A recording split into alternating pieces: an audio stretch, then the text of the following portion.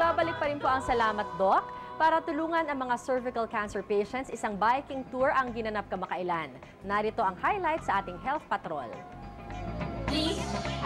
Isang fundraising biking tour ang inilunsad upang mapaigting pa ang pagpapalaganap ng cervical cancer awareness sa bansa.